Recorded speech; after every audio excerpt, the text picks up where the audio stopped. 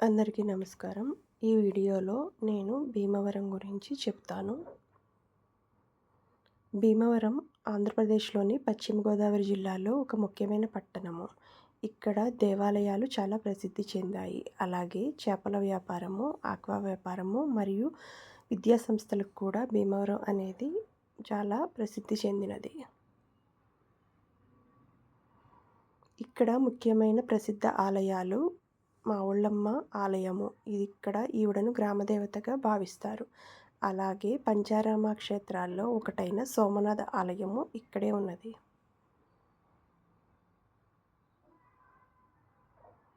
ఇక్కడ ప్రత్యేకతలు ఏమిటంటే చేపల మార్కెట్టు, అలాగే రొయ్యలు కూడా ఇక్కడ ఆక్వాకల్చర్‌లో ఒక ముఖ్యమైన భాగము. ఇక్కడ అలాగే సాంస్కృతిక కార్యక్రమాలు, జాతరలు కూడా బాగా ప్రసిద్ధి చెందాయి. ఆంధ్ర ఫుడ్ అనగా సాంప్రదాయ వంటకాలకు పేరుగాంచినది. అలాగే సోమారామము అనేది పంచారామ క్షేత్రాల్లో ఒకటి. ఈ ఆలయంలో మనకి శివుడు శ్రీ భీమేశ్వర స్వామిగా కొలువై ఉన్నారు. ఇక్కడ దగ్గరలోనే పాలకొల్లు అనే ఊర్లో కూడా ఒక పంచారామ క్షేత్రం ఉన్నది.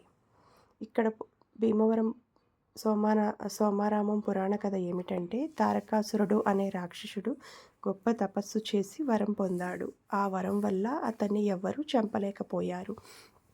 అతని మెడలో ఉన్న అమృతలింగం కారణంగా అతను అజేయుడై అయ్యాడు. అప్పుడు దేవతల ప్రార్థనతో కుమారస్వామి సుబ్రహ్మణ్యుడు యుద్ధం చేసి తారకాసురుణ్ణి సంహరించాడు. ఆ యుద్ధంలో ఆ అమృతలింగము 5 ముక్కలుగా విరిగిపోయింది. 5 స్థలాల్లో పడింది.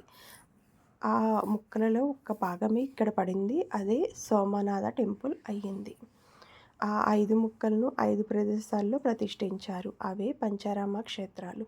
వాటిలో ఒకటి భీమవరంలోని సోమారామము.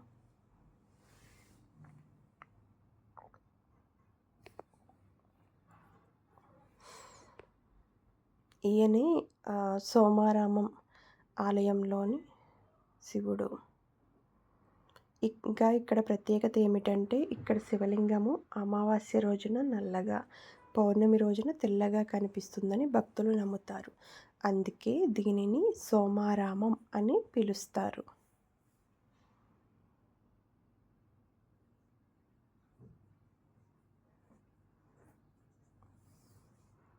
అలాగే ఇక్కడ ఇంకొక ముఖ్యమైన ఆలయం మావుళ్ళమ్మ గుడి. ఆ కథ ఏమిటంటే, పురాతన కాలంలో భీమవరం ప్రాంతము అడవులతో దట్టంగా నిండిపోయి ఉండేది. ఆ గ్రామంలో రైతులు, మత్స్యకారులు జీవనం సాగించేవారు. కొంతకాలంగా ఆ గ్రామంలో తరచూ అనారోగ్యాలు, కష్టాలు ఎక్కువగా వస్తూ ఉండేవి. అప్పుడు గ్రామ పెద్దలకు ఒక రాత్రి అమ్మవారు కలలో కనిపించారు. నేను ఈ గ్రామాన్ని కాపాడడానికి వచ్చాను. నాకు ఆలయం నిర్మిస్తే మీ కష్టాలు అన్నీ తొలగిపోతాయి అని కలలో కనిపించి చెప్పారు. మావుళ్ళమ్మ అమ్మగారు ఇక్కడ గంభీరంగా అలాగే అందంగా కూడా ఉంటారండి. ఈవిడే మావుళ్ళమ్మ అమ్మగారు. తర్వాత ఆ గ్రామస్తులందరూ కలిసి అమ్మవారికి ఆలయం కట్టారు.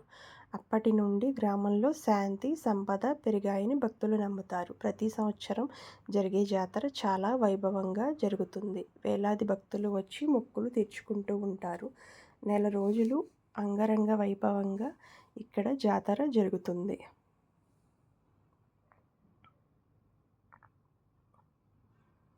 Thank you so much for watching. Please subscribe my channel. Thank you.